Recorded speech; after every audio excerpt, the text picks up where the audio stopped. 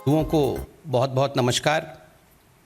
बंधुगण, Covid second wave से हिंदुस्तान जूझ करके इस वेव को पराजित करके आज निकल रहा है। वैक्सीनेशन ड्राइव भी चल रही है, मगर आज अखबारों में एक महत्वपूर्ण खबर हम सब ने देखा है। आज हमने ऑक्सीजन को लेकर दिल्ली में जिस प्रकार की राजनीति की गई, उस विषय में एक रिपोर्ट देखा है। आप सब ने देखा होगा कि अप्रैल 25 से लेकर मई 10 तक ये जो समय था, ये जो कालखंड था, उस समय कहीं ना कहीं जो सेकेंड वेव था वो अपने चरम पर था, वो अपने उत्कर्ष पर था। स्वाभाविक रूप से उस समय दिल्ली में हाहाकार मची हुई थी। लोगों को ऑक्सीजन, लोगों को कोविड बेड, इन सब की आवश्यकता थी।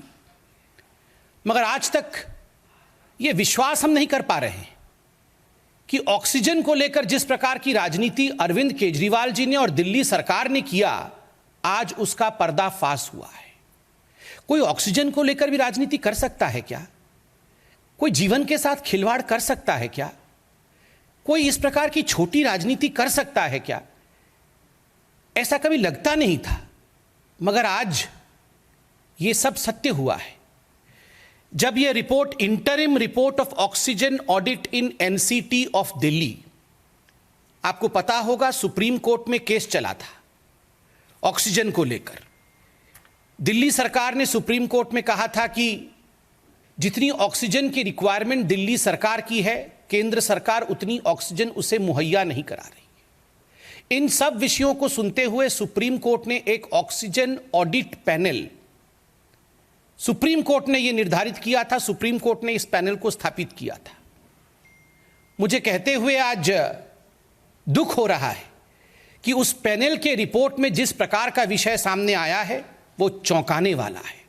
और वो पैनल का रिपोर्ट कहता है कि जो ऑक्सीजन की रिक्वायरमेंट दिखाई गई थी दिल्ली सरकार द्वारा, अरविंद केजरीवाल जी द्वारा, वो 4 गुना बढ़ा करके दिखाई गई थी। 4 times inflated oxygen requirement by Delhi. 4 गुना बढ़ा करके, जितनी रिक्वायरमेंट थी उसको 4 गुना बढ़ा करके बताया गया। और सबसे दुखद विषय है कि दिल्ली के इस झूठ के कारण, अरविंद केजरीवाल जी के इस झूठ के कारण 12 ऐसे राज्य थे पूरे हिंदुस्तान में जो अफेक्टेड हुए अपने ऑक्सीजन सप्लाई को लेकर, क्योंकि सब जगह से ऑक्सीजन काट करके दिल्ली भेजना पड़ा, क्योंकि अरविंद केजरीवाल जी कह रहे थे उनको बहुत ऑक्सीजन की आवश्यकता है, मगर वास्तविक आवश्यकता उतनी नहीं थी। और 12 राज्य जहां कोविड के बहुत केसेस थे उनको सफर करना पड़ा। उत्तर प्रदेश को सफर करना पड़ा, हरियाणा को सफर करना पड़ा, बाकी राज्यों को सफर करना पड़ा है। आप सोचिए जरा, ये जघन्य अपराध अरविंद केजरीवाल जी ने किया है।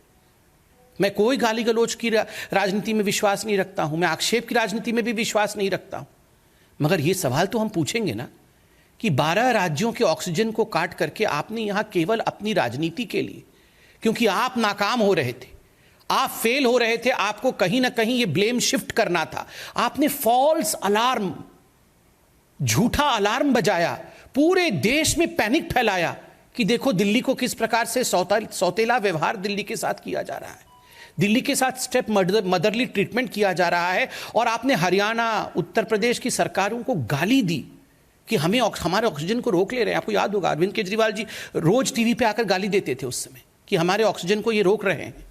मगर आज मालूम पड़ रहा है कि इन्होंने झूठ बोल के ऑक्सीजन लिया और 12 राज्य उससे प्रभावित हुए। एक शब्द का प्रयोग किया है इस कमिटी ने, जिसके रिपोर्ट को मैंने दिखाया है, इस कमिटी ने, वो शब्द है ग्रॉस डिस्क्रिपेंसी। जो अरविंद केजरीवाल जी ने और दिल्ली सरकार ने ये रिपोर्ट दी थी कि हमें इतने ऑक्सीजन की आवश्यकता है, वो 4 गुना अधिक था। और ये ग्रॉस डिस्क्रिपेंसी था, ये भारी भूल था, क्योंकि सारे वैज्ञानिक दृष्टिकोण से कैलकुलेशन करने के बाद जो कैलकुलेशन सामने आया है वो चौंका देने वाला है। एक दिन का उदाहरण दिया है, ये पेज नंबर 14 में आप देख सकते हैं, किससे साइंटिफिक तरीके से एक टेबुलेशन दिया गया है। उस टेबल में कहा गया है कि अरविंद केजरीवाल जी ने डिमांड किया था 1140 मेट्रिक टन का। उनका कैलकुलेशन का तरीका था, उन्होंने अपने तरीके से कैलकुलेट किया और कहा कि हमें 1000 140 मेट्रिक टन ऑक्सीजन चाहिए। मगर जब बाद में सभी दिल्ली के अस्पतालों से डाटा इकट्ठा किया गया कि दिल्ली के अस्पतालों ने वास्तविक रूप में अपने चरम पर कितना ऑक्सीजन इस्तेमाल किया उस दिन का, तो मालूम पड़ा वो मात्र 209 मेट्रिक टन था। कहां अरविंद केजरीवाल जी कह रहे थे हमें आवश्यकता है 1140 और कहां वो 209 निकला। आप बताइए, 4 गुना बढ़ा करके ये ऑक्सीजन सड़क पे खड़ी रही, ये ऑक्सीजन स्टोरेज प्लेस में ही रह गया। आप सोचिए, अगर यही ऑक्सीजन उत्तर प्रदेश में, हरियाणा में, राजस्थान में, दूसरे राज्यों में इस्तेमाल होता तो कितने लोग बच सकते थे। आप सोचिए, ये अरविंद केजरीवाल जी द्वारा जघन्य अपराध है, ये क्रिमिनल नेग्लिजेंस है, क्रिमिनल नेग्लिजेंस। बंधुगण, इस रिपोर्ट में एक पैसों की रिपोर्ट भी आई है। पैसों की रिपोर्ट को लेकर हमने पहले भी प्रेस कॉन्फ्रेंस किया था। ये petroleum and oxygen safety organisation है और मैं कोट करता हूं इस रिपोर्ट ने क्या कहा। National capital territory NCT of Delhi had surplus oxygen supply which is affecting the LMO supply of other states. जब अरविंद केजरीवाल जी रोज सुबह 12 बजे आके प्रेस कॉन्फ्रेंस करते थे और एक फॉल्स अलार्म और पैनिक करते थे, तो उस समय ऑक्सीजन सप्लाई दिल्ली में सरप्लस थी, कोई कमी नहीं थी। मगर वो मैनेज नहीं हो पा रहा था, कौन सा ऑक्सीजन का सिलेंडर कहां जाना चाहिए, कौन सा क्रायोजेनिक टैंकर कहां जाना चाहिए, ये मैनेजमेंट अरविंद केजरीवाल जी की सरकार करने में नाकाम थी। और तो और आपने देखा होगा, वो सुबह से शाम एडवर्टाइजमेंट में व्यस्त थे। जब पानी सर के ऊपर जाने लगा और अरविंद केजरीवाल जी को मालूम पड़ा कि उनसे गलती हो रही है, तब जाके उन्होंने कहा नहीं, अब हमने क्रायोजेनिक टैंकर के लिए एडवर्टाइजमेंट किया है, हम मलेशिया से मंगाएंगे। बाकी तमाम राज्यों ने एडवर्टाइज करके मंगा लिया था पहले ही। अरविंद केजरीवाल जी बाद में जाके और कहते अब हम मंगा रहे हैं। पूरे दिन एडवर्टाइजमेंट में व्यस्त थे। बंधुगण, आपको मैंने पहले भी प्रेस कॉन्फ्रेंस में बताया था कि सुप्रीम कोर्ट में एक आंकड़ा रखा गया था कि किस प्रकार दिल्ली और मुंबई के बीच में उतने ही केसेस एक दिन का, मई 3 तारीख को मुंबई के अंदर कोरोना पॉजिटिव केस 92,000 थे और दिल्ली में 95,000 थे, दोनों के लगभग बराबर है। मगर मुंबई को जो ऑक्सीजन रिक्वायरमेंट थी वो थी 275 मेट्रिक टन और दिल्ली ने जो ऑक्सीजन रिक्वायरमेंट अरविंद केजरीवाल जी के माध्यम से कहा वो 900 मेट्रिक टन का था। मुंबई 200 में मैनेज कर सकती है उतने ही मरीजों का, और दिल्ली में 900 मेट्रिक टन क्यों? केवल इसलिए ताकि आक्षेप लगाया जा सके, मोदी जी को गाली दी जा सके, सेंटर के ऊपर ब्लेम शिफ्ट किया जा सके। इस रिपोर्ट में एक और बहुत महत्वपूर्ण बात है। इस रिपोर्ट में कहा गया है कि कोर्ट के अंदर अरविंद केजरीवाल जी की सरकार ने कहा कि हमने जो कैलकुलेशन किया है ना, ये कैलकुलेशन आईसीएमआर के गाइडलाइन के मुताबिक किया है। मगर आपको जान के आश्चर्य होगा, जब इस टीम ने, ये जो टीम है सुप्रीम कोर्ट की ऑडिट टीम है, जब इस सुप्रीम कोर्ट की टीम ने अरविंद केजरीवाल जी से कहा केजरीवाल जी जरा वो आईसीएमआर की गाइडलाइन की कॉपी हमें सुपुर्द करिए जिससे आपने कैलकुलेशन किया था, तो हाथ खड़े कर दिए जी अरविंद केजरीवाल ने कि हमारे पास ऐसा कोई गाइडलाइन नहीं है। सुप्रीम कोर्ट ने आपने झूठ बोला कि हम गाइडलाइंस के हिसाब से ही बना रहे हैं और बाद में आप कहते हैं हमारे पास ऐसा कोई गाइडलाइन नहीं है। आपको वो भी याद होगा ना, आदरणीय अरविंद केजरीवाल जी और राघव चड्ढा जी एक दिन के अंतर में 2 प्रेस कॉन्फ्रेंस में अलग अलग डिमांड। 7 मई को, पहले तो अरविंद केजरीवाल जी 6 मई को प्रेस कॉन्फ्रेंस करते हैं और वो कहते हैं कि हमें 700 मेट्रिक टन चाहिए। राघव चड्ढा जी उसके कुछ घंटों बाद प्रेस कॉन्फ्रेंस करके कहते हैं कि हमें 976 मेट्रिक टन चाहिए। आप सोचिए जरा, एक ही पार्टी और उन्हीं के मैनेजर्स एक ही दिन में 2 अलग अलग रिक्वायरमेंट बता रहे हैं। ये इस प्रकार की राजनीति इनकी चल रही थी। और बंधुगण, ये राजनीति ऑक्सीजन को लेकर जिस प्रकार से हुआ है, कहीं ना कहीं ये सब कुछ एक षड्यंत्र, एक कॉन्स्पिरेसी और जानबूझ के किया गया है कि किस प्रकार से दिल्ली सरकार जो गलत कर रही थी उसके ऊपर से ब्लेम हटे और ब्लेम शिफ्ट किसी और के ऊपर हो जाए। अरविंद केजरीवाल जी, बहुत दुख के साथ कहना पड़ रहा है, आप लगातार झूठे वादे करते रहे हैं, उन वादों को आप निभाते नहीं हैं, आप केवल विज्ञापन देते हैं और बाद में उसी का ठीकरा किसी और के सर पे फोड़ने का भरसक प्रयास करते हैं। आपने कहा हम तो 30,000 हॉस्पिटल बेड खोल देंगे जी, हम तो घर घर ऑक्सीजन भेज देंगे, सबके घर में ऑक्सीमीटर होगा, किसी को चिंता नहीं करने की आवश्यकता है। मगर हुआ क्या? ना किसी को ऑक्सीजन मिला, ऑक्सीजन होते हुए भी नहीं मिला, बेड आप अरेंज कर नहीं पाए, ऑक्सीमीटर तो छोड़िए, आप तो कोविड टेस्टिंग तक घर में नहीं करा पा रहे थे। तो इस प्रकार का मिसमैनेजमेंट अरविंद केजरीवाल जी की सरकार ने किया था केवल विज्ञापन और कोई काम नहीं। वैक्सीन में भी ठीक यही कर रहे हैं, हमारे पास नहीं है जी, हमारे पास नहीं है, सब है, पूरा इनके पास वैक्सीन सब मौजूद है। जहां दूसरे राज्य 16 लाख 11 लाख कर रहे हैं, वहीं 50,000 70,000 करके आक्षेप दूसरों के ऊपर लगा रहे हैं, राशन को लेकर राजनीति कर रहे हैं। आज आप समझ रहे हैं कि जो व्यक्ति ऑक्सीजन को लेकर इतना बड़ा झूठ बोल सकता है, वो व्यक्ति राशन को लेकर कितना बड़ा झूठ नहीं बोलता होगा। ऑक्सीजन के बिना तो हम जी ही नहीं सकते। जीवन के साथ खिलवाड़ किया जिस व्यक्ति ने, वो राशन को भी लेकर झूठ बोल रहा है कि मैं तो घर घर देना, कुछ नहीं देना चाहते जी घर घर, ये सिर्फ अपना नाम घर घर पहुंचाना चाहते हैं और कुछ नहीं, खाली विज्ञापन घर घर पहुंचाना चाहते हैं जी, और कुछ नहीं है इनका। One nation one ration card क्यों नहीं आपने लागू किया? बन गया क्या सबका one nation one ration card? बना नहीं है, बनाएंगे भी नहीं, मगर बोलेंगे हर दिन प्रेस कॉन्फ्रेंस करके कि मोदी जी हमें क्यों रोक दिया जी, हमारे से झगड़ा क्यों कर रहे हो? आप जितना झूठ बोल रहे थे, इसका जवाब कौन देगा? आज एक बात कहते हुए मुझे बहुत तकलीफ हो रही है, क्योंकि इस प्रेस कॉन्फ्रेंस को वो परिवार भी देख रहे होंगे जिनके अपने खोए होंगे जयपुर गोल्डन हॉस्पिटल में और बत्रा अस्पताल में। आपको याद होगा इन दोनों अस्पताल में ऑक्सीजन के कारण कई लोगों ने अपनी जान गंवा दी थी, कई परिवारों ने अपने चिराग को खो दिया था। अरविंद केजरीवाल जी, आप जिम्मेदार हैं उसके लिए। जिन लोगों ने अपने अपनों को जयपुर गोल्डन और बत्रा अस्पताल में खोया था ना, आज ये रिपोर्ट चिल्ला चिल्ला कर कह रही है अरविंद जी कि आप उसके लिए जिम्मेदार हैं, यू आर रिस्पॉन्सिबल। और आज मैं गुहार करता हूं, मैं धन्यवाद करता हूं सुप्रीम कोर्ट का, सर्वोच्च न्यायालय का, कि हमेशा सर्वोच्च न्यायालय में न्याय मिलता है।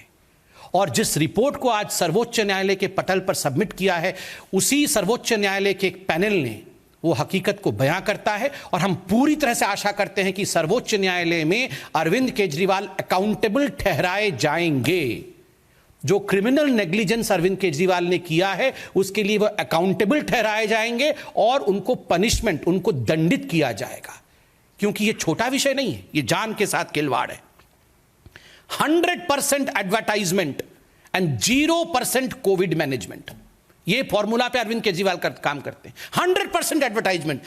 अखबार खोलो जी, हर अखबार में एक पूरा पूरा पन्ने का एडवर्टाइजमेंट रहेगा। अरविंद केजरीवाल जी खड़े हैं, मैं घर घर पहुंचा रहा हूं जी, मैं सबके घर में वैक्सीन पहुंचा दूंगा, सबके घर में ऑक्सीजन पहुंचा दूंगा। 14 classically shows that the requirement of oxygen at best, even if we follow Delhi government's formula, would have been somewhere around 351 metric ton. And if we follow the central government's calculation, it would have been around 289 metric ton. And actually what was required was, and which was expended, was 209 metric ton, far below the Delhi government and central government's calculation. But Arvind Kejriwal projected it to be 1,140 metric ton. Just imagine the amount of criminality that is hidden behind this. ये साजिश है।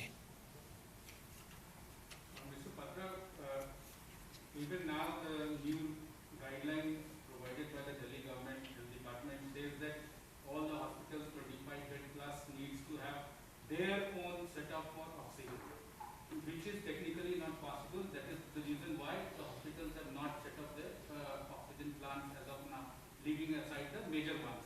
Do you think there is another crisis in the making?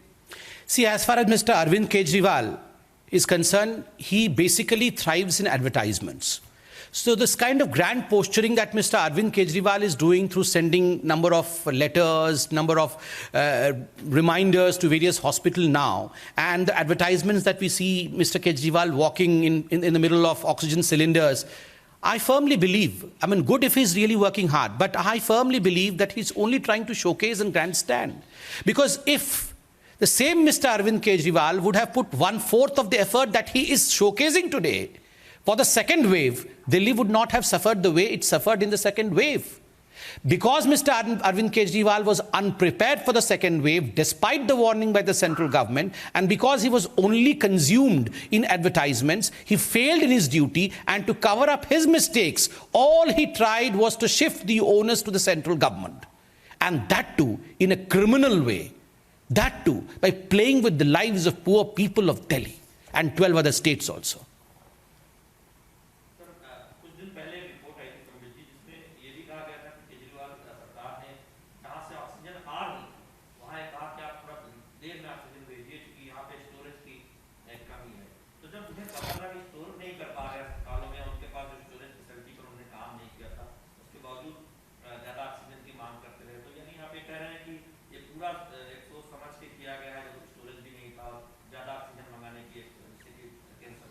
देखिए, peso report को लेकर हमने भी आज भी बताया, पहले भी प्रेस कॉन्फ्रेंस किया था और ये मुख्य अखबारों में डिटेल में छपा था कि जिस तरह से सुप्रीम कोर्ट ने जब ऑक्सीजन ऑडिट की बात की, तुरंत उसके 2 दिन बाद 9 तारीख को सुप्रीम कोर्ट ने ऑक्सीजन ऑडिट की बात की और 13 तारीख को दिल्ली सरकार ने और मनीष सिसोदिया जी ने प्रेस कॉन्फ्रेंस करके कहा कि अब हमारे पास सरप्लस ऑक्सीजन है, अब हमें ऑक्सीजन की आवश्यकता नहीं है। और जिन जिन सप्लायर्स के पास ऑक्सीजन थे दिल्ली के और वो ऑक्सीजन दिल्ली आने थे, उनको रोक दिया गया कि आप भेजो मत, हमारे पास स्टोरेज भी नहीं है और हमारे पास सरप्लस है। तो देखिए, ये एक, और आपको चाहिए तो उन राज्यों को दे दो जहां जरूरत है। तो ये जब उनको पता चल गया कि सुप्रीम कोर्ट अब जांच बैठा रही है, अब ऑडिट में सच्चाई सामने आ जाएगी, तो जितना हमने अभी तक भूल किया है उतना तो कर दिया है, आगे और पकड़ में आ जाएंगे तो मुश्किल हो जाएगा। उन्होंने तुरंत ऑक्सीजन लेना बंद कर दिया। कहीं ना कहीं ये सिर्फ सोचा समझा कॉन्स्पिरेसी और षड्यंत्र था कि हम किस प्रकार से मोदी जी को बदनाम करें, किस प्रकार केंद्र सरकार के ऊपर कीचड़ उछालें और इसका राजनीतिक बेनिफिट हम लें। कोरी राजनीति थी, ये सियासत था, ऑक्सीजन पे सियासत।